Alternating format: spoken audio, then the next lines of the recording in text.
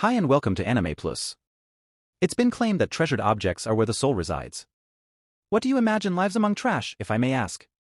Even though the toys were recently purchased, a girl on the other side of the globe can easily replace her ripped toys. People on this side of the earth may easily grab what they want and convert things into rubbish. After then, this rubbish is disposed of as filthy and useless, never to be valued by anyone again. This fact also applies to humans in this world. The guard was abruptly alerted at the rubbish collection site by a loud cluttering sound. He proceeded to inspect one of the rooms right away. He was astonished to find a man sitting and inspecting each suitcase that entered the room as he peered out the glass window. The security then unlocks the door without thinking twice and tells the unidentified man to stay still. The man is then asked for his identity, and he informs him that only authorized persons are allowed access to this location. But the guard finally recognizes this man as he turns his head. Based on what is now dispersed among the complaints, it appears that this unidentified man goes by the name Trash Vandal. He is impudent, dragging trash outside and endangering the aesthetic appeal of the community. For this reason, the guards make a great deal of effort to tie him down and prevent him from escaping. However, the man appears to be equally quick-witted and enraged. Thus, he exits, leaving the guards completely behind. The authorities consequently ordered a thorough hunt to find this Trash Vandal at all costs. On the other hand, the individual whom they refer to as a vandal does not consider himself to be one in the slightest. On the other side of town, folks are still having the time of their lives after a tiring day of running and hiding. After then, a man is seen wandering the town and overhearing conversations concerning the trash vandals released the previous evening. Some others question whether the man removing the trash is an attempt to accomplish anything. Some people argue that it has to be a tribesman once more, though. Abruptly, the two conversing individuals manage to get the guy's attention. They said that the man had to be one of them right away after taking in his entire ugly appearance because of how dirty and revolting he appeared. Since the two worlds these people live in, the developed and the slump, are more akin to cities. Having said that, those living in the wealthier region of the nation are hoping that those living on the other side of the wall would never again visit their area. In the meantime, it appears that the town is abuzz with chatter of the trash vandals on the slumps. Since the majority of them now know who is responsible for everything, they are now concerned that the police will be following them around going forward. Then, a young girl named Chiwa shows up and questions the man, Rudo, about why he went garbage collecting once more, given that the people in the town are quite rigorous about waste management. Chiwa continues, questioning why Rudo continually putting himself in risk to save all of those items, since it appears that she is a little concerned that he might be discovered along the route. Rudo continued his case by saying that wealthy people throw away a lot of useful items, and because he feels bad for the items they waste, he can't resist salvaging as many of them as he can. In addition, he is attempting to support himself. Then, three persons entered the scene and said that Rudo smelled really horrible because he was wearing those tattered, filthy gloves, interrupting Chiwa and Rudo's chat. They claimed that anyone would scratch at the first sign of even the smallest contact with those. Rudo was unaffected by the offensive remarks made about his gloves. However, Rudo couldn't help but become extremely agitated when the youngster began claiming that he was the murderer's son. The man went on to say that everyone who lives in this slum is descended from the criminals who once used it as a place of exile. They are all working so hard to clear their names by abstaining from criminal activity because of this. It's only annoying to consider, though, that Rudo's parents killed people and took control of everything. The man continued by saying that Rudo was just like his father, which only served to enrage Rudo further. Rudo caught the entire gang off guard by delivering the guy a deadly look as a response. Immediately, the three set out without more delay. Even when it began to receive a lot of attention, Rudo continued to attempt to set him off by saying that he would simply turn into a killer who would murder a lot of people, just like his parents. Chiwa, though, doesn't appear to think so at all. Rudo was so moved by Chiwa's remarks that he proceeded to give up a teddy bear he had managed to save from the rubbish facility, clearly noting that it was not for sale. He's handing it to her then. Chiwa is called attention by a resident, who tells her to go home immediately, before she can even reach them. Rudo was consequently left all by himself and shocked to learn that his father had heard what he had said to Chiwa some time before. Rudo tries not to lose his cool, embarrassed that his father now knows he likes Chiwa. However, his father abruptly leans in to say that they ought to discuss the garbage collection from last night in greater detail. Rudo's father tells him he can leave everything to the big folks for the time being because he is still a child and doesn't need to go through the trouble of earning money while they are sitting across the house. But for Rudo, it isn't dangerous at all, and the fact that the authorities haven't found him yet is a plus because it only shows how skilled he is at this. But even though they are not even connected by blood, it appears that his father, who turned out not to be his real one, is merely concerned for Rudo's welfare. When Rudo was an abandoned child, Regto took care of him and has reared him ever since. But Rudo doesn't act in this way out of concern. Rather, he does this because it's his genuine desire to do so, in addition to wanting to express his gratitude to Recto as a family. But it appears that Rudo is completely unreceptive to Recto's attempts to convince him. Apart from that, given that Rudo was shot by police last night, it appears that Recto's concerns are still growing. But in Rudo's eyes, this is nothing compared to the wounds his parents inflicted upon him. For a moment, hearing this rendered Rudo speechless, but eventually he continued by warning him that, like his biological father, he would be executed and tossed into the abyss as an outcast if he were discovered. Rudo needs to learn how to appreciate himself and the things that are significant to him because of this, even in this grim environment. For as long as he can remember, Rudo's hands have been completely black. Occasionally, it is accompanied by a feeling of remorse, unbearable suffering, and the disdain of those who see his scars. Recto gave him these gloves because when he was a child, his mind was fully exhausted. Since he received it, it has become frayed, yet the excruciating ache eventually went away. He will never be able to pay back the debt of gratitude he owes Recto as a result. Another fan chat between the two is taking place while an unidentified man is standing outside their home, seemingly watching Rudo from a distance. They are talking about Chihua in particular. Recto is up for the task because he convinced Rudo to start making out with Chihua while he still has the time. He is going to visit Chihua at their house because he is up for the task. While traveling there, he began to think about the abyss, which is reportedly a big landfill where everything is disposed of, even criminals. Rudo can't help but worry what happens to people who are put in there because his elderly man has also been engulfed by the darkness. Then, out of nowhere, Chihua appears and tells Rudo to stop what he's doing because she doesn't want to see him fall into the abyss. And with that, he was handing her the plush animal he had been meaning to give her for a while. He eagerly rushes back to Recto, telling him everything that transpired and essentially boasting about his courageous confession to Chihua. Rudo was startled, nevertheless, when a man abruptly and violently bumped into him while traveling.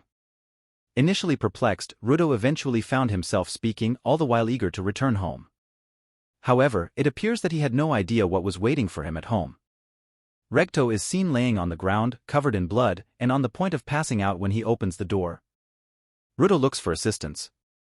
But it appears like everyone began blaming him for the killing. He attempted to clarify the situation by saying that it wasn't him. Besides, when he arrived, Recto was still alive. However, he is startled to see that his foster father is no longer breathing as he stares at him. The guard is forced to accuse Rudo of being the murderer because his clothing are now smeared with blood. The slum residents began to hear about it and it quickly spread like wildfire. Even Chihua was shocked when she heard the news since it was something she wasn't expecting at all. But in the end, since Rudo is just a mere boy who doesn't have rights in this cruel world, he ends up getting sentenced to execution and will now be thrown into the abyss. According to the authorities, Rudo committed a grave felony in their beautiful sacred land. Unsatisfied with just scavenging garbage and polluting their streets, people see Rudo now as a murderer. That is why even if Rudo is considered a tribesman, the authorities will not tolerate his crimes anymore and will now send him into the abyss without even conducting a proper investigation. Since these words came from the authorities, everyone started believing the news immediately. Even Chihua started turning her back on Rudo, the person who loved her truly and purely. As a result, this resulted in Rudo feeling betrayed and unheard by everyone. Before he was thrown into the abyss, he expressed he will now make it a mission to kill everyone who only looked down on him and didn't even have the guts to fight for his right no matter what. With that being said, the ropes were then cut and Rudo started falling into darkness. As soon as he landed on the abyss, the foul smell of the garbage woke his soul up and it seemed like the things he saw down there were something he wasn't expecting at all. In this story, a tribesman is being cast into the abyss again.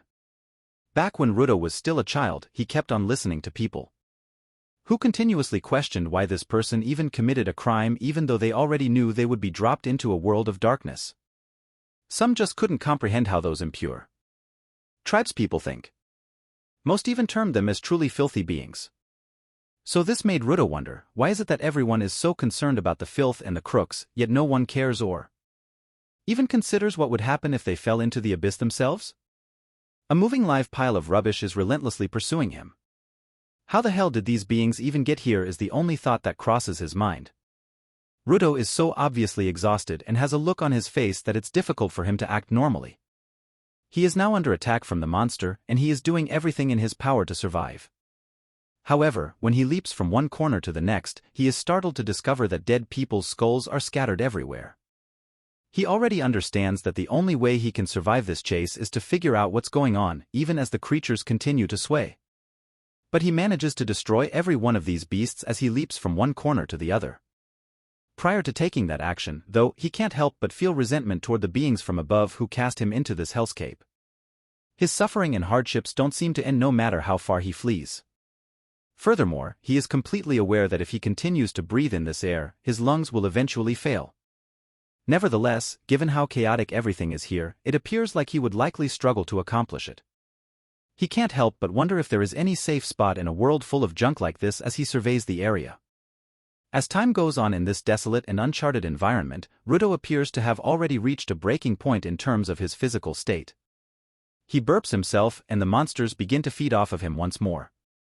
Rudo began to wonder whether he would never be able to accomplish anything again as they approached him. Just as he is about to give up, he recalls finding Regto's lifeless body inside their house. Finding the grave is the goal, but discovering the person who is buried there in some way provided Rudo the willpower to rise back up and carry on with his life because he still has a lot of tasks to complete. In the back of his mind, he vowed to beat the murderer to death no matter what, as well as everyone who attempted to frame him and look down on him. That is why he can't just die here until he knows that justice has been served for both him and Regto. As a result, he went on to grab a metal pipe on the ground and started dashing towards the monsters with all the speed he got. Little did he know, from afar, someone is watching him who probably also knows who he is. When Rudo was finally near, he went on to throw the weapon with much of his power toward the monster's chest. However, it seems like the monster is quite strong himself and he doesn't even back down as well. As the fists of the monster hit Rudo, he easily got carried away by it. However, this doesn't mean that Rudo would give up that easily at all. With much dedication, he went on to grab a weapon once again, and as it landed at the monster easily got broken into crumbs. However, this didn't end Rudo's struggle as the crumbs started falling to him like a wrecking ball. Since he can't move his legs, Rudo ends up thinking that maybe this might be the end of him. But thankfully, a man shows up with an umbrella, completely saving Rudo from an almost near life or death situation. As he looks at the guy, he then starts to question who might this person be. At first, he thought that this guy might actually help him somewhat. However, to his surprise, as soon as the guy grabbed him, he was kicked all of a sudden. As he coughs a lot of blood, the man then grabs him one more time. But this time, the man lets him wear a gas mask. With this, he can already breathe fine. Now that his mind is already unoccupied, Rudo ends up realizing that the man is a human, just like him. So he went on to ask, when in the world is this place? And what the hell are those monsters that attacked him so suddenly? Since that is a lot of questions in one, the man tells Rudo to shut up for now. However, it seems like that is not the answer that Rudo is hoping to hear at all.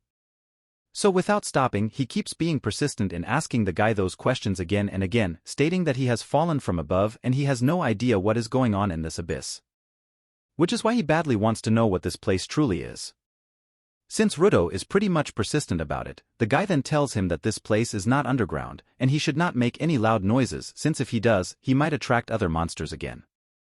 But since Rudo doesn't hear him at all due to the mask, the guy has no choice but to shout, telling Rudo that they are still at the surface, and these garbage heaps are what sky people, as they call it, have dumped here. Rudo starts shouting the monster is already here, the guy has no choice but to clean up the trash with his umbrella weapon. Within just a split second, he was able to defeat the monsters without sweat. But since there were still many coming, the guy then went on to use one of his techniques, called the Breaker 8 Tiers, to smash them all in one go. And just like that, he was able to wipe them out in one go. Seeing the man fight with his deadly weapon made Rudo wonder if this technology only existed in the abyss, or is this man just special? At the back of Rudo's mind, if he could have the guy's power, he could even take out those evil people above who turned their back on him. As a result, Rudo then went on to ask him who he really is. And just like that, the man removes his mask, revealing his face while introducing himself as Engine, the known average janitor. Now that he is in the abyss, Rudo can't help but resonate with the times he was still with Regto. As he vividly remembers those times, he always keeps on telling Regto about the things he thinks are alive. As a response, Regto once said that if one cherishes something for a long time, a soul will dwell in it as a result. And Rudo believes just that. For Regto, if Rudo keeps on seeing these things alive, he supposed that those are the things that Rudo treasures so much. With that said, Rudo then looks at his gloves that were given by Regto himself, with the thought that if he cherished them so much, a soul may come to dwell in them too someday. And then suddenly, Rudo wakes up from his deep sleep, with his hands all tied up with a chain. Shocked by what happened, it seems like. Rudo fainted and Enjin has no choice but to drag him out using a chain. However, since he literally looks like an animal on a leash, Rudo immediately orders Enjin to get this chain off him as he needs to find a way to get back up to the surface as soon as possible. However, it seems like Enjin can't do such a thing since that place above is something the people of the Abyss call heaven. Aside from that, there is no way anyone would be able to reach the sky, no matter how much they try to do so. Besides, heaven is constantly moving, which has many reasons behind it. That is why, to put it in simple terms, it is pretty much impossible for Rudo to reach his goal right now no matter how much he tries to do so. But Rudo doesn't believe that fact at all. As the images of Regto flash in his mind and the people who turn their back on him, Rudo is now much more eager to go back no matter what, even if others think it is impossible. Aside from that, since the guy stated that it is impossible for now means that Enjin knows something that would actually help him. He is now ready to go back to the Abyss. Rudo is now ready to go back to heaven. Considering how strong and knowledgeable Enjin is in this world, it is safe to say that he will be the only one who can help Rudo reach his goal anytime soon. Since Rudo wants to know all about that by the time he comes back to heaven, he will make sure to make everyone pay for what they did to him. According to him, he will never shut up until Enjin answers every question he has about the Abyss. As a result, Enjin ends up deciding to teach Rudo everything he knows about this world, which will surely open Rudo's eyes to how hard it is to live in this world. But before that, Enjin literally threw Rudo away into an open space, leaving him to supposedly rest for a bit. However, something shocked Rudo, since as he turned his head, a number of people with gas masks just like him started approaching him. Some even see this as a miracle, completely confusing Rudo so much. At first, Rudo thought these people would be nice to him, but it seems like he is wrong, considering he now finds himself chained inside a cage. As it turns out, in the Abyss, the bodies of sky people can be sold for very high prices. Not to mention that Rudo is alive and intact. There would surely be a lot of people getting interested in buying him for sure. For context, sky people bodies prices so high that it would already be enough for the seller and his men to live comfortably for the rest of their lives. As it turns out, the people of the Abyss want sky people like Rudo so much because they hate them so much. Sky people have been dumping garbage at them so irresponsibly for generations already. All that trash that fell down on them kept on piling up, and it eventually made the air poisonous and monsters even started to spawn from the waste. As a result, a lot of people have been killed by those monsters, while some were crushed by the garbage that fell on them. Others lost their homes because of the severe land contamination. But before all that, these men would like to first torture Rudo themselves as well by letting him eat trashy food. However, to their surprise, it seems like Rudo doesn't see these food scraps as trash at all. For him, as long as he can still eat them, they are not yet considered trash. At this point, Rudo ends up realizing that both people from above and the Abyss are the same. They don't know how to sort garbage out at their own convenience. These people always stay silent, doing whatever they please. That is why Rudo will not anymore hold back, as he will never be able to do so again. Let these people learn their lesson no matter what. As Rudo rampages below, Enjin is watching him from afar. By the looks of it, it seems like Enjin was already expecting this from Rudo. When Rudo finally gets himself free from the chains, the men are shocked to see that Rudo can also control things around him. It seems like they can't believe someone from heaven also has that power. It seems like those who can bring to life and draw power from them are called the Giver. However, it seems like the men don't care whether Rudo is a giver or not, as no matter what happens, they will never forgive those sky people who dump trash. That is why, as they went on to rush towards Rudo, in an aim to kill him no matter what, they ended up getting killed when Rudo started using his powers to fight back. Although they tried to aim for the chain, in hopes that if he didn't have that thing as a weapon, he couldn't use his power anymore, they still ended up getting defeated in the end, when it was revealed that Rudo could actually use more than one weapon. And just like that, as Rudo is about to kill the last of the men, Enjin stops him on time, saying that Rudo should calm down and let the man be for now. After a few seconds, he is shocked when he realizes what he just did. It seems like Rudo himself doesn't know how he even did that. However, it seems like Enjin already knows what has happened. According to him, that much power is already expected to be hard to control. Meanwhile, it seems like Rudo slowly gets what is going on. Based on what he remembered, as soon as he reminisced what Recto said to him, the gloves he was wearing started attracting so much power all at once. Enjin then went on to apologize, saying that he thought it was his fault since he was merely trying to find out if Rudo had the power. And since he has already confirmed it, he will now teach Rudo to be a giver. He will now teach Rudo about this world and the power he has. But in exchange, Rudo has to join him as a janitor. It seems like Enjin has finally found a prodigy at last. Enjin went on to state that he wasn't expecting it at all, but he just happened to pick Rudo up in the forbidden area. And although it is a bit unbelievable, Rudo actually has the ability they are looking for. But since Enjin felt that there was something unusual about Rudo's ability, he decided to bring the young man in as a janitor. However, since Rudo is full of inquiries at the moment, Enjin went on to state that he will deliver Rudo as soon as everything is ready. Hearing this shocked Rudo, as he never did say anything about him agreeing on what Enjin wants. Enjin then went on to sarcastically state that Rudo pretty much doesn't have any choice at all. So Rudo went on to state his original plan once again, that he has to get up to the heavens as soon as he can. Tired of Rudo's continued blabbering, the old man who is attending to his wounds goes on to state that Rudo is lucky that he is still alive, since others who have fallen to the abyss get killed mostly along the way.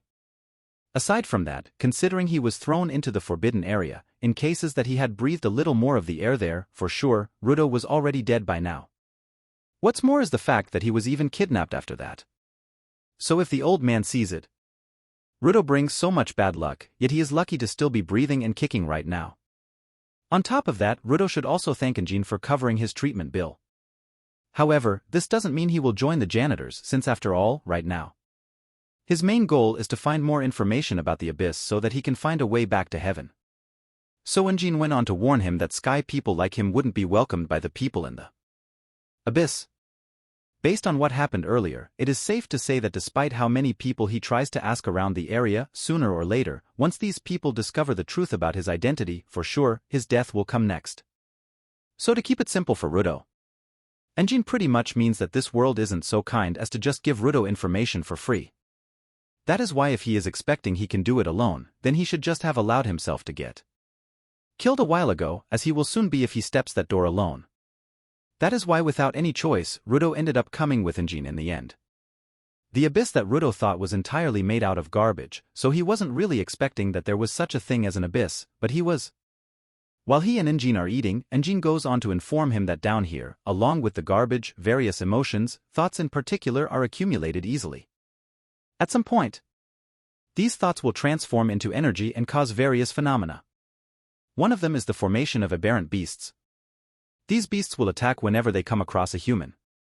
They primarily reside in the dump site area outside of town, but there are also chances that they could break into the residential areas.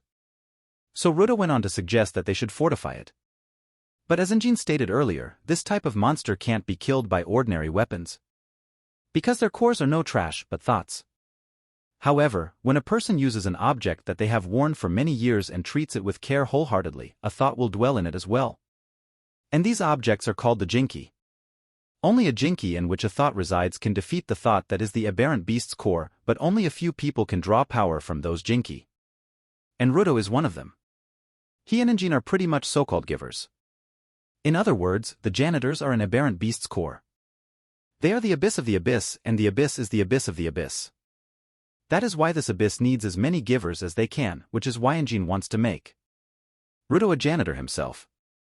Hearing this made Rudo wonder if on the chance that he joins the organization, will Enjin actually tell him how to get up to heaven? However, it seems like Enjin himself doesn't have any idea how to get up there at all, but he does know that his boss will have an answer to that. That is why if Rudo joins, there is a big chance that they might be able to figure something out, one way or another. Enjin went on to ask Rudo where he got his gloves.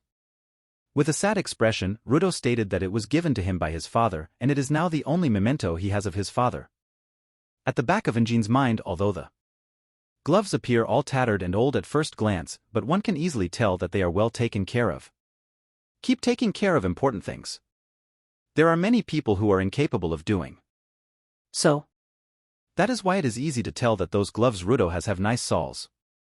So he must cherish them till the end, no matter what.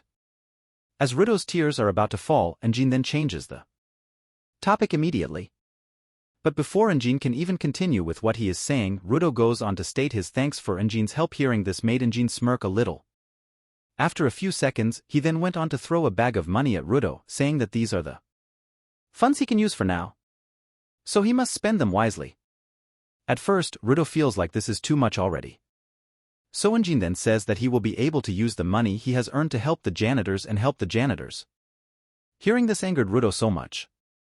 So Enjin went on to explain that Rudo couldn't possibly wear clothes from above, since people would take notice of it. However, hearing that doesn't calm Rudo at all. He even went on to threaten Enjin, saying that he would quit right away once he found out how to get up there. As their discussion continues, a stray cat then suddenly dashes off, taking all of Rudo's money with it. As a result, Rudo immediately chased after it. And unconsciously, he somehow snatches someone's stick, causing that man to get frustrated. Surprisingly, this man also has the same emblem as Enjin, meaning that he is also a janitor as well. Now that this yet-to-be-named janitor is angry, it seems like Rudo would get educated sooner or later. And for sure, it is something that he should not look forward to at all. As the stick crashes, the guy warns Rudo not to steal someone's precious things ever again, since the next time around he will surely regret it for sure. Trembling from fear, it seems like the guy actually didn't strike Rudo at all.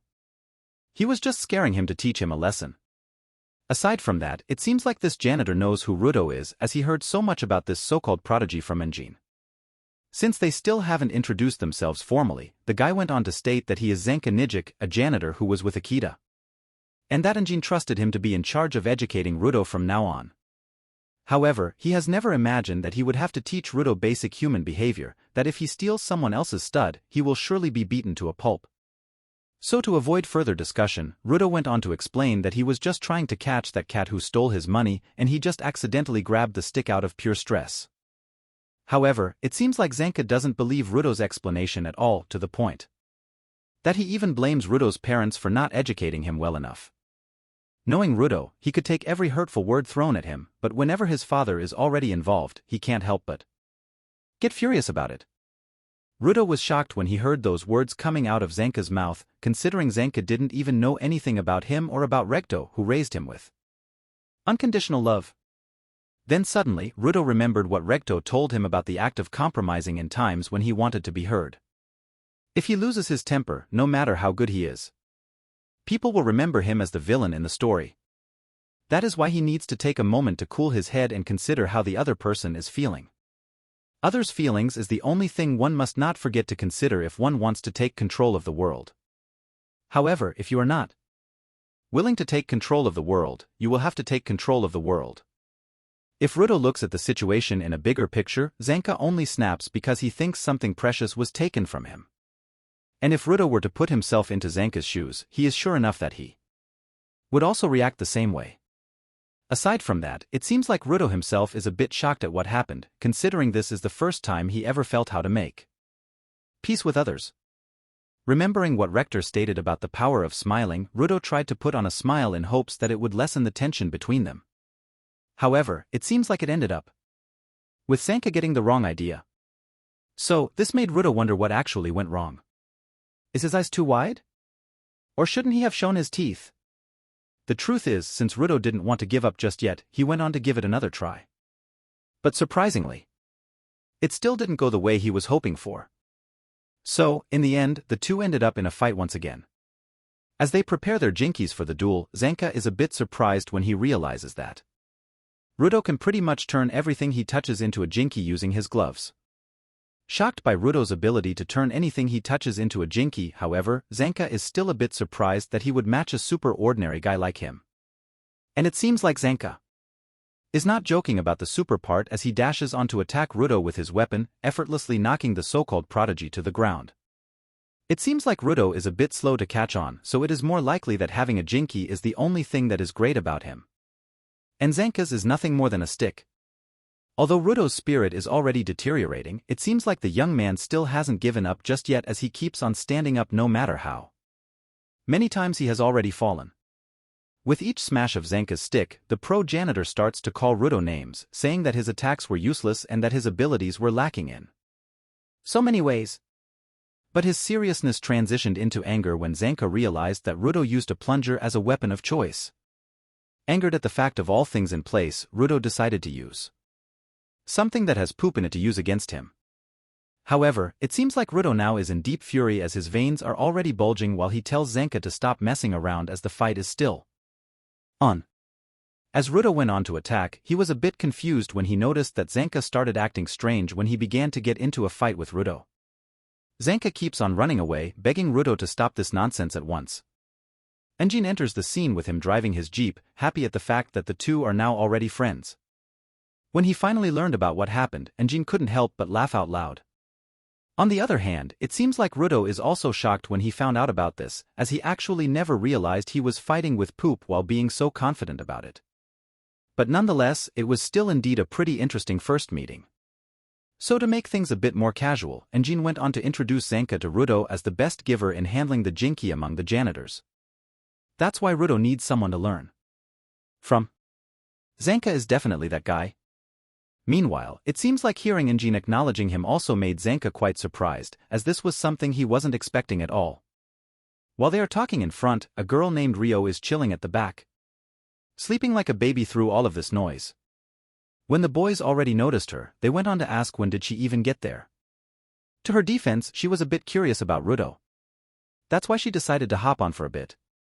Immediately amazed by Rudo's colored hair, Rio immediately checks on it, causing Rudo to awkwardly stay still as they are not used to experiencing this at all. He also starts to wonder if Rio is a senior janitor like the two, since if she is, getting close to her would definitely be a problem. But before he starts worrying about such things, it seems like the group is now near their destination. According to Enjin, it is now finally time to head out to their one and only home, the janitor's headquarters. The wheels of their jeep kept on turning until they finally reached what seemed like a passageway to the mountain. However, surprisingly, this passageway actually leads to an underground facility. The four entered right away, and a woman seated across the room was staring at them with great intensity as she ate. Rio then said goodbye for the time being since she had to exit the room. However, the janitor's headquarters stood in her way before she could exit the space. Rudo began to question whether he was being bullied once more in light of this. Let's get down to business. Enjin introduced Rudo to the girl who had been eating earlier. It comes out that she goes by Semiyu and works as the receptionist at HQ. Furthermore, because of Semiyu's capacity to see through people, Enjin claims that anyone entering the establishment must first have Semiyu examine them over. Semiyu immediately turned to face Rudo before saying, "I'm happy to meet the new upcoming rookie everyone is expecting." Enjin appears to have revealed a great deal about Rudo's origins previously. Semiyu was thus a little thrilled to finally meet him. And now that she has at last had a chance to consider Rudo's entire potential, she is able to do this because her eyeglasses serve as her jinki. She is shocked to see that his harmonization with his jinki is outstanding, but it is not stable enough. That's why he will need training to use his power naturally. Rudo has to wash his body first because his neck is absolutely covered with feces. After saying that, their brief chat with Semiyu comes to a close, and Enjin says he will now meet with the boss. Enjin estimates that the number of janitors, fighters, guards, and supporters is around 100. It is uncommon for them all to congregate in the headquarters, though, as they reside at several bases based on the area they are cleaning up. However, Enjin continued by introducing Rudo to the remaining ones. He was taken aback to discover that there were roughly 30 individuals waiting for them inside the room, as opposed to his first assumption that there would only be a small number. Enjin chose to just do it afterwards after discovering how much it was. They should go to the boss's room first for the time being. Rudo was happy to hear this because it meant he could finally ask how to go to the sky as soon as possible. Today was the scheduled meeting day between Semiyu and Rudo and the boss. Enjin was taken aback by this statement because Rudo could not possibly mean it. So Enjin went on to remind him that information in this world is valuable, no matter what, and getting it isn't as simple as Rudo thinks. So before he does anything he would regret in the end, Enjin reminds him to think twice about it. After all, even he doesn't know what their boss's jinki is, and no one also knows of his true ability. However, despite that, the janitors still respect the boss because their true strength stems from their complete loyalty. With that said, Rudo has no choice but to comply, but as they open the door, the two were a bit shocked when they found out that the boss was not in the office. Then suddenly, Semiyu went on to inform them that the boss was on a business trip right now and he won't be returning for a while. So for now, Ryo suggests that while waiting, Rudo can observe them on their cleanup work. After all, Rudo can't officially be a janitor without meeting the boss anyway. So for now, he can just be everyone's apprentice. Besides, Ryo also wants to know more about Rudo. With that said, Rudo then went on to do as Ryo suggested. He went on to go apprenticing with everybody to a new site upon request. However, as the team got to the said location, Ryo reminded everyone to carefully observe their cleanup work despite the fact that this was a relatively easy request. As per Semiyu, this request is from the residents of the town near a contamination zone. According to the details given to the office, there are small aberrant beasts approaching the barricade of the town, which is why the residents need a janitor to clean them just to be safe. Since Rudo still doesn't know what a contamination zone is, Semiyu went on to explain that there is a division in this world. The area is a little bit more complicated than the other areas where humans can live are called safe zones, while the areas contaminated with garbage and inhabited by aberrant beasts are the so-called contamination zones. However, aside from those two, there is also another zone into which Rudo has fallen, and this zone is called the Forbidden Zone. So far, 6 forbidden zones have been identified. The average person dies almost instantly once they enter the Forbidden Zone. Semiyu also went on to inform Rudo that if he didn't wear a mask in the Forbidden Zone, he would die within 15 minutes, even so in this contamination zone. That is why as Rudo strolls around the area, at the back of his mind, looking back when he was in heaven, he thinks that he is in the Forbidden Zone, but he is not. He thinks that he is in the Forbidden Zone, and he thinks to himself what is it like in the abyss, but he had no idea there were people living in such a place. So he starts to question if there is anyone up there aware of this at all, or did they knowingly dump junk and people here? But since he can't have the answer to those questions now, Rudo went on to do as the others said to him. But as he walks around, he finds this contamination zone as the perfect treasure trove. Alongside him and Ryo, 2 other men are also scanning the area, and they are called the supporters. Although these men may not have the abilities of a giver, they are still nonetheless less valuable colleagues who support the janitors in many ways. As Rudo introduces himself and is about to shake hands with the men, he is shocked when their grip could already smash an aberrant beast's armor. The fun was going well until they finally took notice of aberrant beasts lurking around the corner. Rudo was shocked when he saw that there was literally a herd of them roaming around. At the back of his mind, there is no way this quest would be easy at all. However, Ryo assures him that this kind of move is stupid and isn't even that strong. So there's no need to worry at all. But as Rudo looks at them a bit more closely, he can somehow tell they all look like animals of some sort. However, no matter how grave the situation looks, it seems like Ryo is not worried at all. So this made Rudo wonder what type of person Ryo really was. With a beaming look on her face, Ryo then went on to state that for one to live down here, it is important to have an eased mind. At this point, Ryo is worried about Ryo. Rudo has finally realized that almost everyone in this world has an eased mind, so he makes it a goal to learn to do that as well. But to his surprise, it seems like that is a hard thing to do at all. In this underworld, everything is definitely beyond expectation. To Rudo's surprise, it seems like Ryo's jinki are actually scissors. For Ryo, before starting to clean up the big one should sweep up the small ones first. That is why she now prepares her weapon to cut everyone out. As she moves her fingers through the air, one cannot deny the fact that this is definitely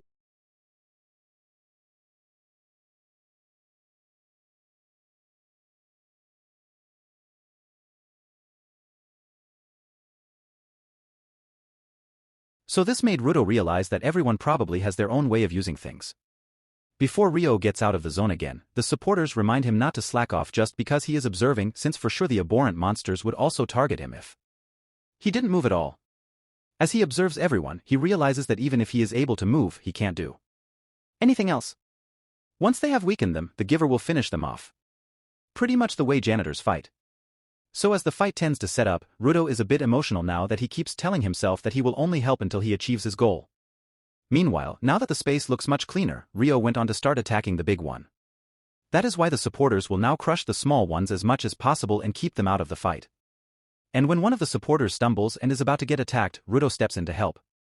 He then tells himself that he joined the janitors to get information, which is why he is not going to be a hindrance at all.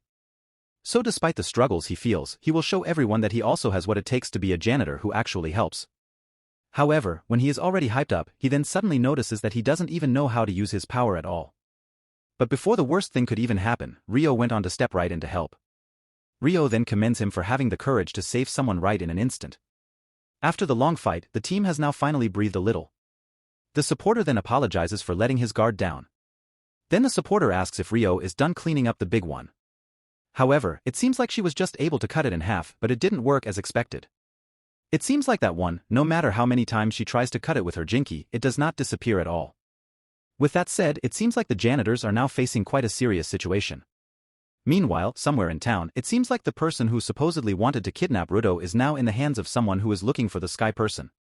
But before we go into that, let's first go back to Rudo and the others who are now experiencing a serious matter, as they don't know how to even kill this particular monster at all.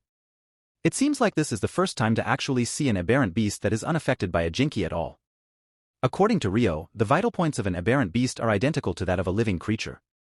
So if one cuts it in half with a jinky, Rio is pretty sure it will instantly die like the others. However, this one in particular is quite a challenge for sure. But instead of losing hope, Rio is still positive that this monster will be taken down one way or another, as it is still some aberrant beast after all. So for now, she plans on cutting it until it stops moving. The supporters will record this whole event and report it as a new variety to ward off the surrounding towns just in case. Hearing this made Rudo somehow motivated to help. But since he is so shy about it, he seems to have a hard time letting the words out of his mouth. With that said, Rio then went on to do as she had planned earlier. First, they will cut the wild locks clean. However, since Rio doesn't have clippers with her, it seems like this matter will take a while for sure. After a few minutes, Rio is finally done. And as he looks inside the monster even closer, it seems like something's glowing. As she leans closer, the monster suddenly crashes to the ground, making the supporters believe that they will get caught up in this massive fight for sure. As they got hit as well, a lot of realizations started flashing into Rudo's mind. At the back of his head, his goal was supposed to knock down these guys above, and yet he can't even use his jinky at all. The worst is, he ended up dragging his whole team down with him as well. So he starts to question himself. What the hell is he doing this for? But before he even dies in this place, the supporters then went on to lift him up, saving him from his near life or death situation. As they both dash away, the supporter then tells Rudo to get a grip. Although he doesn't know what Rudo was thinking when he froze there, but if he has something he wants to do before he can't even do it, he should just run as fast as he can. While they are running, it seems like Rio is not stopping at killing this monster at all. After a tense fight, Rio finally got what she wanted, and it seems like the aberrant beasts have some dark secrets within them. As one of the supporters looks at what Rio got, it seems like the aberrant monster they were fighting a while ago is a monster that is made to be killed. Rio then says that it's a monster made out of a jinky. This made them wonder how it is even possible that a jinky, known as a giver's gift, turned into an aberrant beast. It seems like the strange phenomenon will indeed continue later on, and then, we will finally know the answer behind this. After that rather intense fight, Zanka was woken up by the loud noise made by the whole gang. With groggy eyes, Zanka walks closer to the pantry area to check what's going on. And to his surprise, it seems like everyone is having a good time drinking booze here and there. As soon as he sees Rio. What all this thing is? Shocked by Zanka's sudden remarks, Rio then stated that it was already nighttime and everyone decided to throw Rudo a welcome to the underworld party. But looking at the visitors, Zanka is pretty sure that these guys just came here to have a drink. However, instead of asking them all to get out, Zanka decides to allow the party to go on, since it is after all quite nice to give everyone the break they deserve. As he scans the area for sure, everyone is having the best time of their lives. And somehow around the corner of the room, it seems like the star isn't into it though. The gloominess of Rudo's aura is so apparent that Zanka immediately knows the reason behind it. Based on what Zanka speculates, it seems like Rudo couldn't properly use his chinky on yesterday's quest. That is probably why he looks so depressed right now. Well, it seems like Zanka is not wrong at all, as it is actually the case. And speaking of yesterday's request, it seems like Zanka has heard that there were some weird aberrant beasts the team encountered. Since Zanka has already opened the topic about it, Rio has no choice but to explain everything. According to her, unlike the common aberrant beast, the one they were able to fight yesterday has a different core. And to their surprise, that core is actually a thing. Immediately, Zanka already knows that this so-called thing is a chinky. With that said, Rio went on to further elaborate that they were so terrified that an aberrant beast was actually born from that power. And since she didn't know what to do, she just left what she didn't know to the higher-ups and went home to grab some grub. Zanka was no longer surprised by this, as Rio has always been this type. And it seems like when the discussion is already done, Anjin and Semyo will look into it themselves and come attend the party as well. While listening to what the two are talking about, Rudo can't help but have flashbacks of what happened the other day. But before he started having a mental breakdown, a guy by the name of Gri Lubian went on to reach for a chair across Rudo's table and introduced himself formally. However, it seems like Rudo doesn't need to introduce himself anymore since Gri already knows who he is. To start off the conversation, Gri went on to state that Rio is a man of his own and that Rudo did great the other day, to which Rudo strongly disagrees. So Gri went on to make him realize that what he did yesterday, protecting Fallow, one of the supporters from the aberrant beasts, was already more than enough to say that he did well. However, for Rudo, as long as he couldn't use his powers, he still sees himself as useless compared to everyone. And the fact that Rio and the others have to save him pinched his ego so much. It seems like Rudo can't help but compare himself to when he was still on the surface. His lack of skill there cost him a lot of pain and bullying, and for it to happen here as well somehow worries Rudo so much. His lack of control over his temper causes so much damage to him, and if he doesn't work on this at all, there is a big chance that he may not be able to even reach his goal of going back to the top at all. If he can't change, someone will just end up saving him again, and he can't even live up to their expectations. But before he can even question his worth, Gri goes on to say his sudden thank you. It seems like this is the first time Gri has heard someone acknowledge their work as a supporter. For the longest time already, everyone usually looks down on them, thinking they are weak people without abilities or a burden to the janitors. But to think that Rudo is different somehow amazes Gri so much. Confused at what Gri was trying to say, Rudo just kept on listening as Gri went on to continue. According to him, Fallow joined the janitors to wipe out the aberrant beasts, but someone powerless can't possibly kill such beings. Because of that, ever since he became a supporter, Fallow has continued working hard day and night to ensure that those people who look down on him will eat their words one day.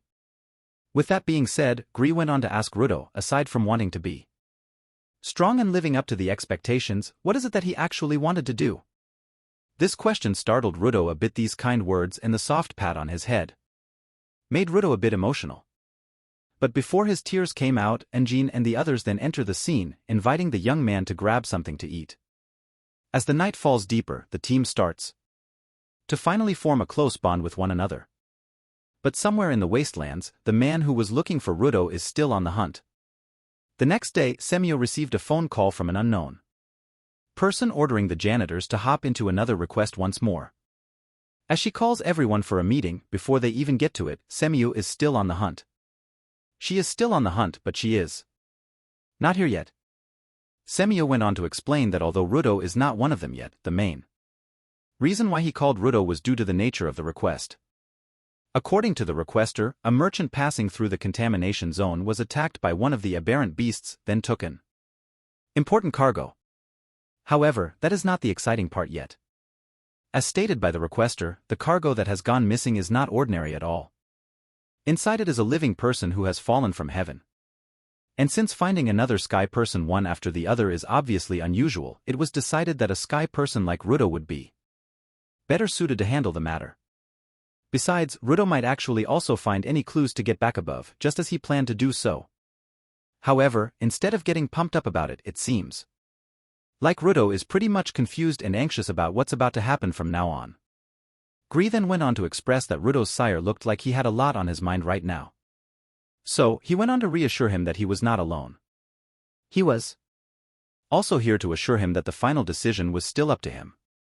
SSO, without hesitation, he straightforwardly stated that he agreed to go. But before they head to said area, Samu then went on to further state that Engine can't join them in the mission since he has some other jobs to attend to.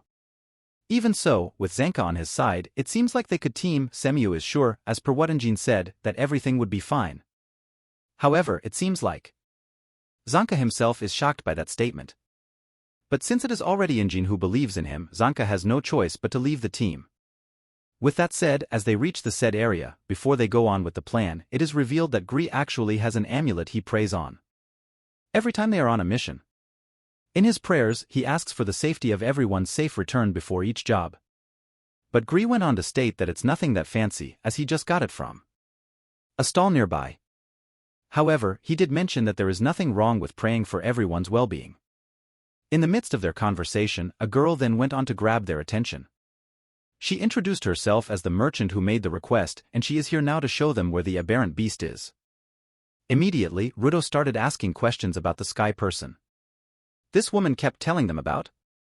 According to the merchant, she found these people by chance while transporting some goods and then took them out in custody. But it seemed like they were unconscious, so she didn't ask anything anymore. But since she is sure that Gree is the one who is so worried about these people, she asks for the janitor's help to get them back from the aberrant beast as soon as possible. However, on the other hand, it seems like Zanka's interests have been piqued by this said sky person, as it is known that aberrant beasts will always attack humans they see. So it is unlikely these people are still alive. So this made Zanka question why would an aberrant beast even bother abducting someone at all? The team together with the merchant then went ahead to check the buildings where the said aberrant monster was. As they got inside, everyone was instructed to stand by as they didn't have any idea where the beast was hiding. However, to their surprise, as they were about to scan the area, the merchant suddenly led them to this muddy underground room. There, Zanka finally realizes that they have been set up by the Vandals, who seem to have grown a liking towards Rudo. Vandals are simply a group of bandits. Originally, they were just a group of thieves. But a few years ago, they became more vicious and have been involved in some shady experiments. And what's worse is that all of them are givers.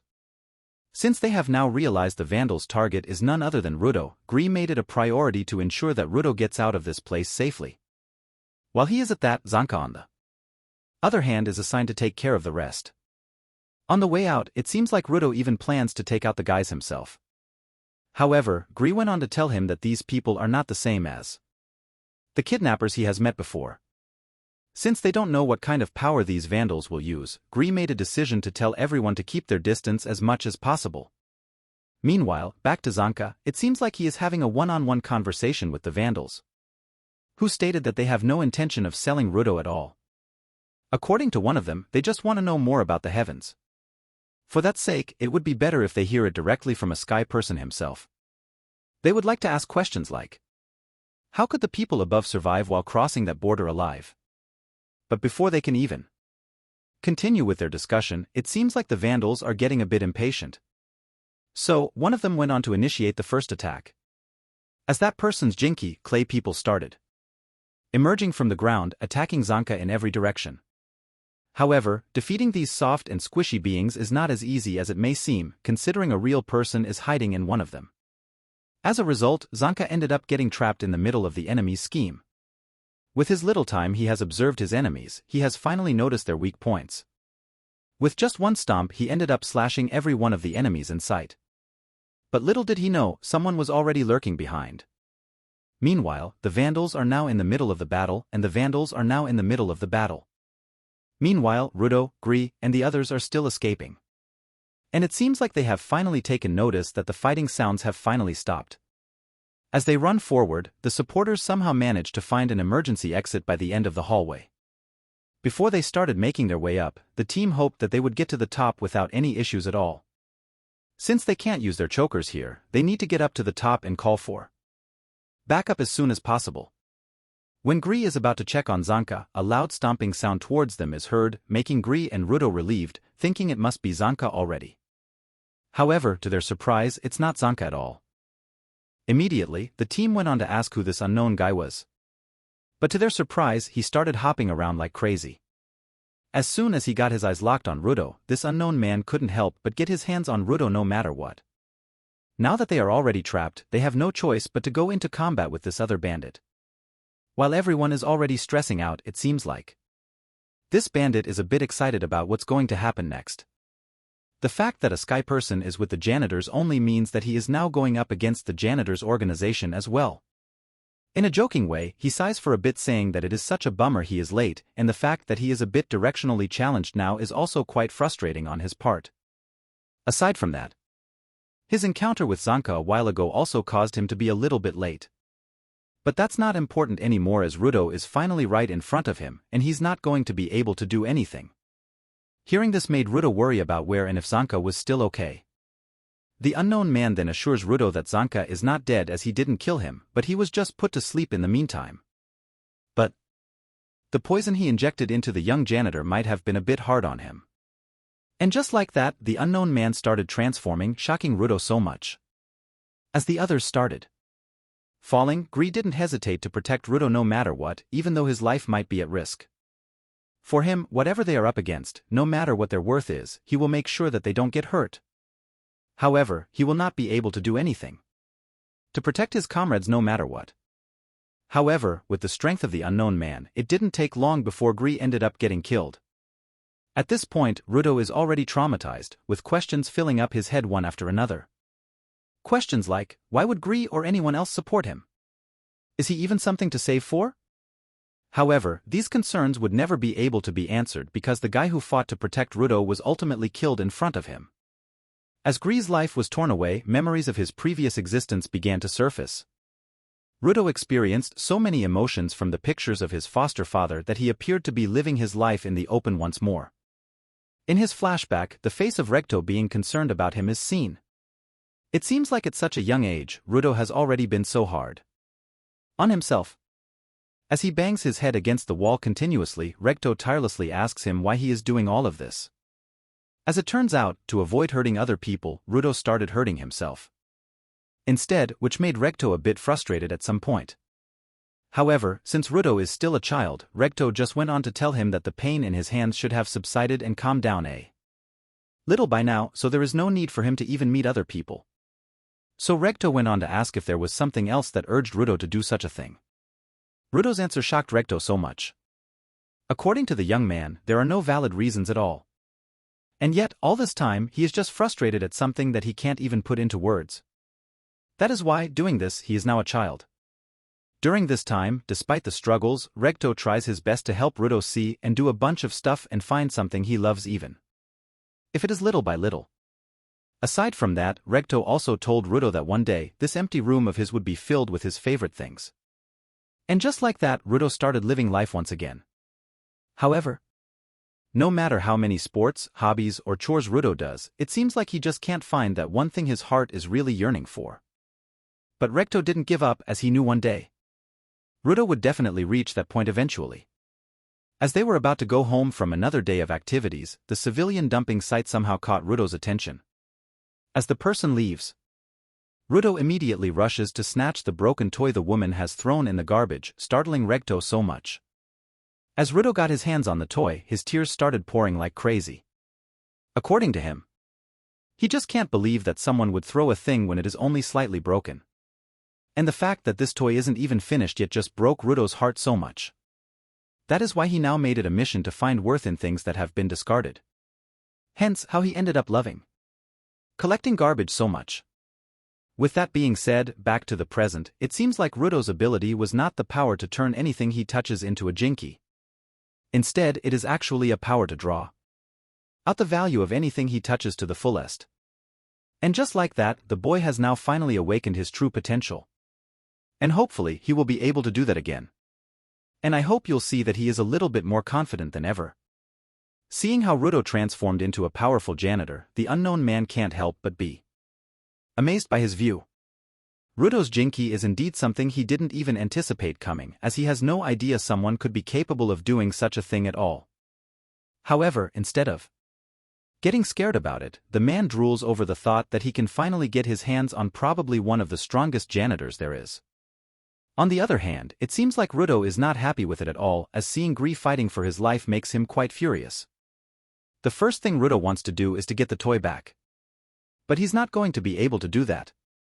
And before it's already too late, Rudo went on to state that Gree reminded him of his roots, primarily of what he originally wanted to do. At the back of his mind, if it weren't for Recto's words, he would probably be losing his cool right now as usual, and in the end, nothing good would ever come out of it. But Rudo will make sure that does not happen anymore. From now on he will start rejecting everything the enemy has said and will embrace everything he rejects. Because of that, he will ensure that he will beat the hell out of this person in no time. Witnessing Rudo getting pissed, he will be able to get his hands on the toy, and he will be able to get his hands on the toy. But somehow excites the man instead of the other way around. It seems like this whole thing feels great to him, as he quite likes guys who have a strong will to fight. Aside from that, the fact that Rudo is a powerful giver made everything exciting for him. So to introduce himself formally, the guy went on to state that he is Jabber Wonger and he is just a not-so-normal person who wanted to play with Rudo before taking him home. As Jabber asks Rudo for his name, Rudo answers it in a furious way. On the other hand, it seems like Gree is now in a critical situation, as his blood keeps pouring out non-stop. At this rate, he might actually die. However, that isn't really a problem to Gree, as he knows that even when he is already dead, Rudo can already take care of the others. Aside from that, the fact that Rudo can finally use Jinky properly also amazes Zenka a bit, and he also can't deny the fact that the squid-looking thing at Rudo's back is kind of cool. So he is looking forward to seeing more of this in the future. But he also can't help but point out that this particular Jinky is useless at some point, as it doesn't even work as a weapon. It's more like a shield that only aids Rudo in dodging each of Jabber's attacks. At the back of his mind, it's likely that Rudo couldn't use a Jinky well during the world tour because he was impatient and angry, as well as other emotions interfering with his Jinky's inherent nature. But now, everyone doesn't have to worry anymore since Rudo will surely gain victory in the end. Going back to the flight, it seems like Jabber is a bit shocked at the fact that Rudo is not moving at all. It's as if he is not taking this that seriously. However, instead of stressing much about it, Rudo even went on to urge Jabber to come at him if he can. The fact that Rudo didn't call him by his name irritates Jabber a little. So, without hesitation, he flashes his body in the direction where Rudo is. But surprisingly, Rudo is able to avoid the attack, causing Jabber to feel a bit irritated once more. It seems like Jabber really wants the two of them to face each other just for a bit. But whenever he tries to attack, Rudo keeps on avoiding it one after another. So this made Jabber wonder what the hell is actually going on for real. It seems like no matter which angles he tries, none of his hits even land on Rudo at all. Since Rudo uses Gree Amulet as his Jinky for today, he somehow speculates that his immunity from Gree attacks might actually be brought about by the amulet that Gree has prayed on. As he clearly remembered, Gree prayed for everyone's safe return. So this simply means no injuries. So to avoid injuries, one has to strengthen their defenses. If you still don't get it, you can imagine it like this. Rudo pretty much has hoped that the enemy's attacks wouldn't reach, and it seems like his Jinky amulet was doing the job pretty well. At this point, Jabber pretty much finally realizes that the amulet's ability is to specifically protect, which is quite convenient for Rudo indeed. However, Jabber still believes he still has the chance, considering Rudo's attacks are not hitting him as well. But little did he know, Rudo had been avoiding his attacks for a while now without even moving an inch. In short, Rudo wasn't the one who was moving.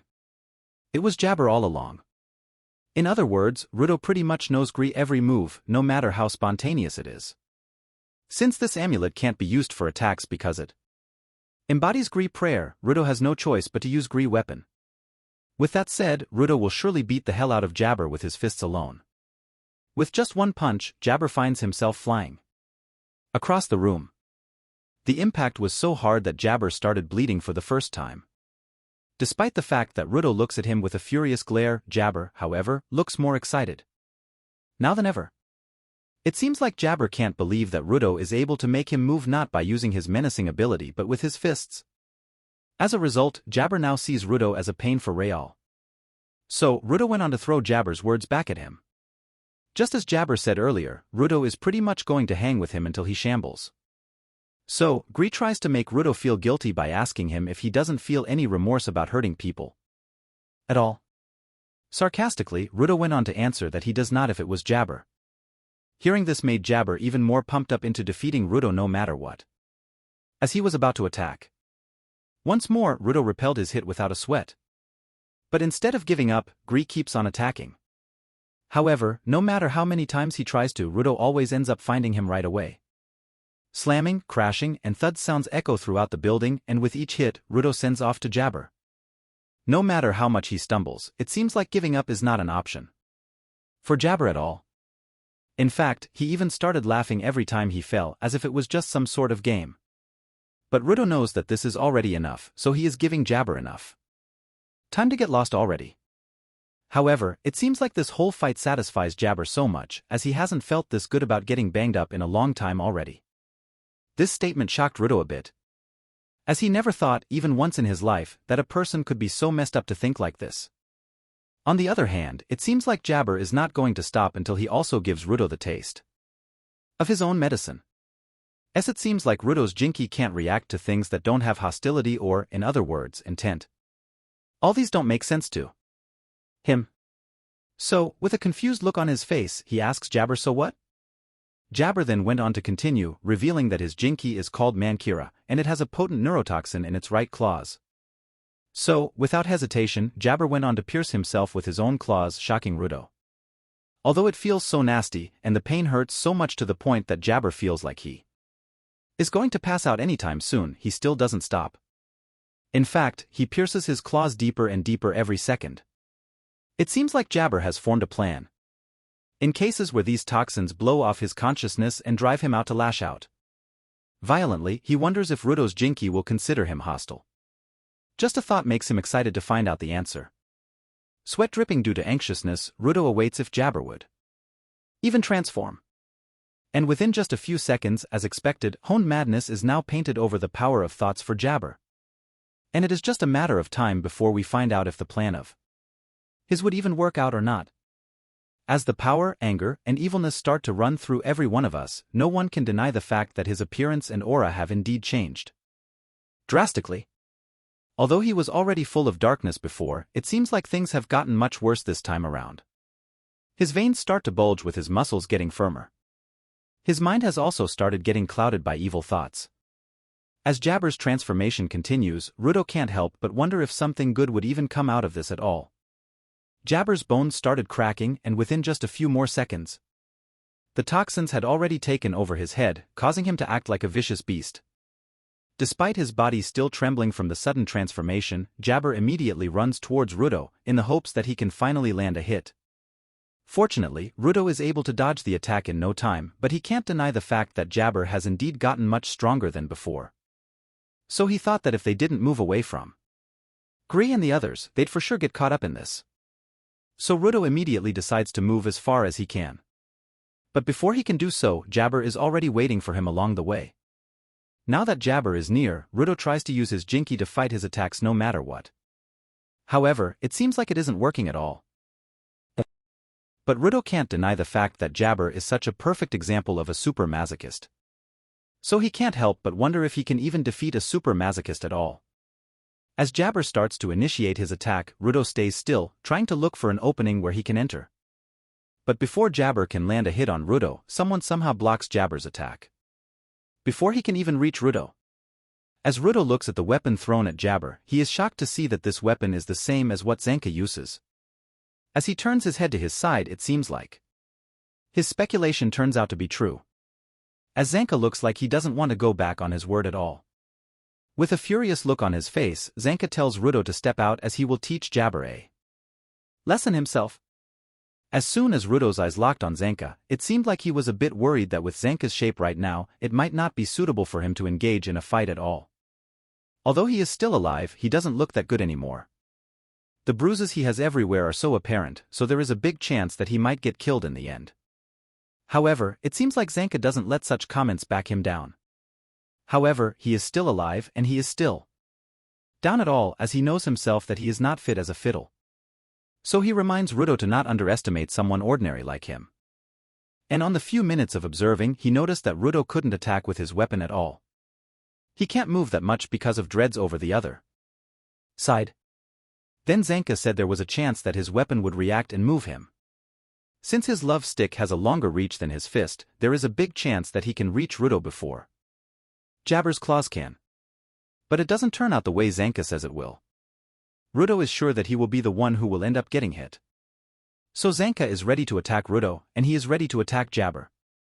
Zanka tells him not to worry about it anymore. With that being said, the two then went on to do as they planned.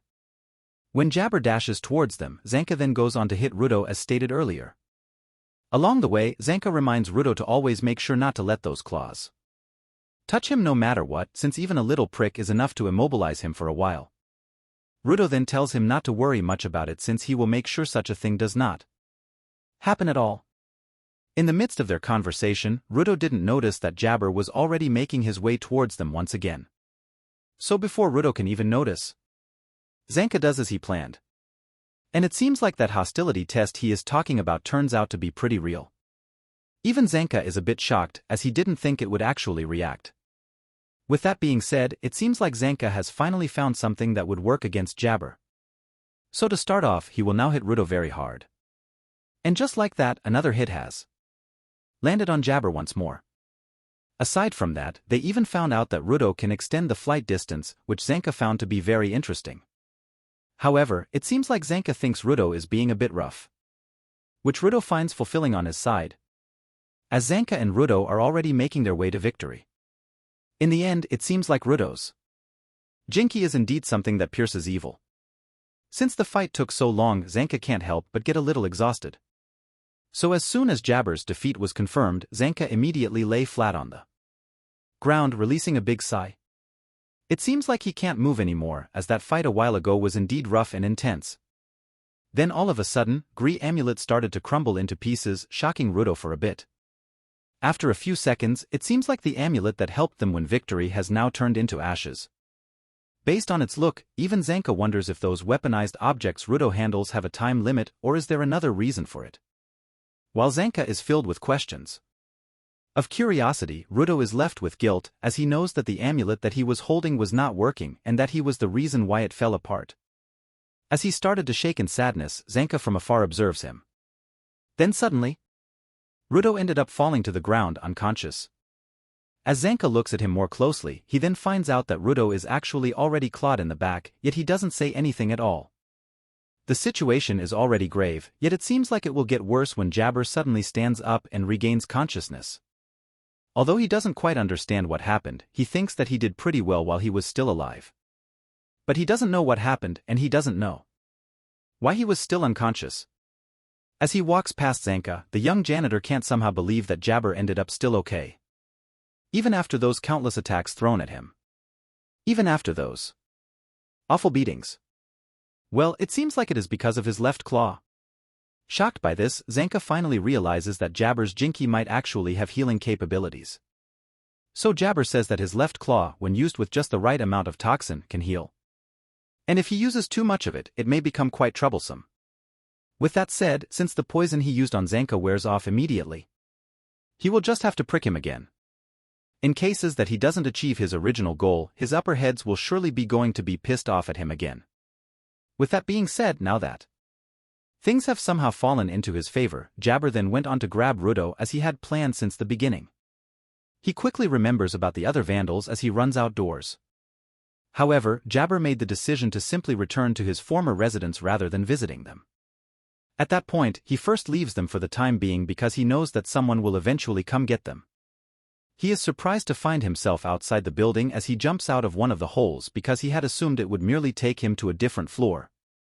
Then as he scans the area, he finds Rio with the other janitors waiting, seemingly ready to fight them all to make sure that they do a good cleaning. Just a little while ago, Azanjin and the other janitors checked the area. They were quite shocked when they saw that the trap was deep beneath the building, making it hard for chokers to communicate with the people above. But it seems like Anjin has already expected this from someone as bad as the bandits. On the other hand, it seems like Jabber suddenly gets impatiently excited about tackling these strong janitors anytime soon. Instead of worrying about his life, it seems like Jabber is much more pumped up than earlier. But he is aware of the fact that he looks like a wreck, so the janitors are somehow looking at him like he is some piece of trash. Despite this whole thing making him shiver and thrill, he still can't deny the fact that things are indeed hard now. While Jabber is trying to put himself together, he is still in a state of panic. The janitors then turn their attention to Rudo, who they can't believe has been fighting this Jabber guy all this time. Rio, on the other hand, can't control how surprised she is that Rudo turned out to be better than she thought he would. However, it seems like the other janitors don't agree with Rio at all, considering Rudo looks like he can't even hardly breathe anymore. But the others are quite furious at what Jabber has done. And they can't even control their anger anymore. With that being said, Engin then went on to inform Jabber that he would have a lot of questions for him, and he must not also expect that it will be easy for him to get back to the hole that he is hiding after messing badly with the janitors. The aura that Engin is emitting is so intense that the excitement Jabber is feeling earlier has slowly subsided all of a sudden. At this point, he has finally realized that he is in a gravely bad situation. He needs to run away as soon as possible, or else he will eventually lose his freedom. That is why he needs to come up with an escape plan, the sooner the better. However, he then realizes that he is under orders too, and he has a mission to bring back the Sky Person no matter what. That is why, without any choice, he needs to get this overwhelming desire to run away. But before he could even initiate his first attack, he suddenly felt arms wrapping around his abdomen, pulling him back. The girl behind him, whose name is Kutan, then stated that it was already time for them to retreat, since nothing good would ever come out of it if Jabber acted recklessly. However, it seems like Jabber has already decided that he will not give up until he doesn't get his hands on the Sky Person, no matter what. So, Kutan went on to make him realize that his time is already up. And on top of that, those henchmen they are trying to avoid are also in their way. So, they have no choice but to turn back now, or else it will already be too late for all of them to do so. Engin, on the other hand, is also a bit curious to know who this girl is. Kutan then went on to state that the boss was smiling from ear to ear. Hearing this made Jabber quite happy. In the end, he ended up agreeing to what Kutan suggested. To everyone's surprise, it seems like these vandals use some sort of magic, as they have their own manhole in the wall. Before Jabber dives into the swirling realm, he goes on to express his gratitude towards Rudo, as he had so much fun playing with him, even though he is a mere Sky Person.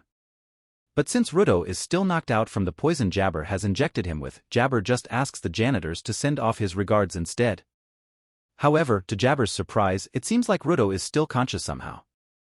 The young man even stated that until Jabber paid back for what he did to Gree many times over, he would make sure not to let him go at all. But since Rudo can't move that much, Jabber ended up entering the portal nonetheless. However, before he does so, he makes a peculiar statement about Rudo's gloves, saying that Rudo has the same series of gloves as their boss. With that said, Jabber then tells Rudo to take good care of it, as they will surely see each other once again. As soon as Gree got outside, Rudo went on to apologize for breaking his amulet so badly. So Gree went on to state that although it is something very important to him, he is still nonetheless glad that it helped Rudo a lot. So Engin went on to check up on him, asking what was with the long face. But before the conversation starts to get awkward, Engin goes on to express how amazed he is that Rudo can now use his Jinki properly. With this, for sure he will be able to save many people in the future. However, the thought that Jabber still got Gree in that fight frustrates Rudo so much. So no one should wonder why he is making this kind of face at all. At the back of his mind, up in heaven, he couldn't even help the person who helped him. And the thought that he can't still be here is so frustrating on his part. Rudo starts to ask why, even when he thinks he has already changed or has made progress, the same thing happens all over again. At this point, he starts to think that he will never be able to change anymore. So Engin went on to explain that he was prepared to put his life on the line for his comrades. He protected Rudo not because he was a Sky Person, but because he acknowledged him as a comrade who could treasure both things and people. So there is no need for Rudo to really dwell on it. After that rather emotional conversation, the two of them then enter the HQ. Upon visiting Gree's room, Rudo is super happy that Gree is now finally awake and okay. He can't even believe his eyes when he sees Gree give him a thumbs up, as all this time Rudo thinks that Gree actually died. When the others started teasing him about this matter, Rudo then went on to embarrassingly state that he was just confused about it. But there is no need to worry anymore, considering the janitor's medical team is top-notch. Among them, a girl named Aisha Stilza is the one worth noting. According to Gree, Aisha is the only healer-giver among the janitors. So Gree would forever thank her for what she did. Aside from that, Gree also made sure to acknowledge Follow's feelings, who felt like he didn't do anything good. Gree lectures him, saying that he can't possibly be a giver if he is impatient, so no matter what the pressure is, he must do it at his own pace. Of course, Gree also went on to compliment Rudo for what he did with Zanka, since cornering such a strong man is not an easy job at all. Then after a few seconds, Engin went on to inform everyone that the vandals have started an all-out fight with the janitor. Which means that from now on, the janitors will not only have to deal with the Abrant beasts, but with the vandals as well. Aside from that, according to the janitor's sources, the border mentioned by the vandals seems to indicate that they are investigating something about the heavens as well. To Rudo's surprise, it seems like the one who informed them about this is none other than their boss.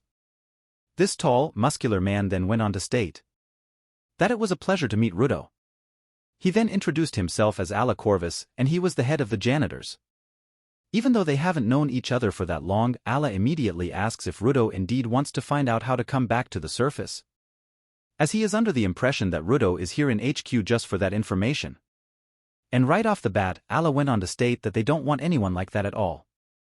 However, based on his observation, it seems like Rudo has finally seen what it is like to be a true janitor. Aside from that, he has also acquired a power that could be of great service to the janitors. So without wasting any time, Alla went on to officially welcome Rudo to the group.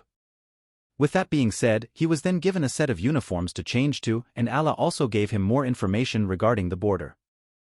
The border is, as the name implies, is what lies between the heavens and the underworld. It is said that those who try to cross over to the heavens will die if they cross that border. But there is this interesting story. In the Forbidden Zone that is said to be the closest place to the border, there was a woman. This woman helped a traveler when they wandered in the Forbidden Zone. That time, the traveler asks, why is she even in such a place like this?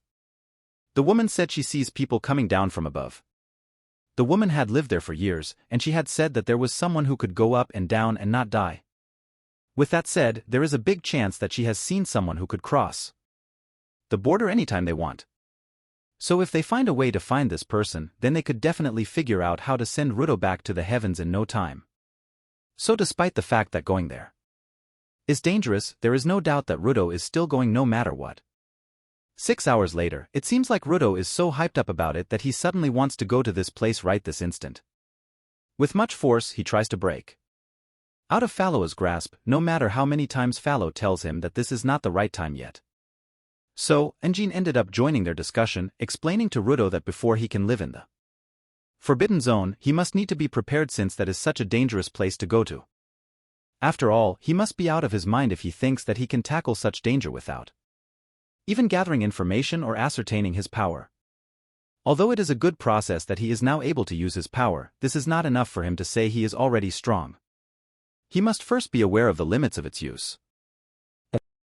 On top of that, they also have to be on the lookout for their vandals as well. Now that Engin has mentioned it, Rudo starts to wonder how guys like those vandals become givers. So, Engin went on to state that even those who look virtuous treat their things roughly, and even those who look wicked have things that are important to them as well. It doesn't matter how good or bad you are, anyone can become a giver if they are worthy of being so. Hearing this made Rudo feel a little bad, as he somehow summed up that bad people don't take care of their things at all. But that doesn't mean Rudo will let them get away with it either. However, despite that, Rudo needs to rest up for now as they try to work on a plan.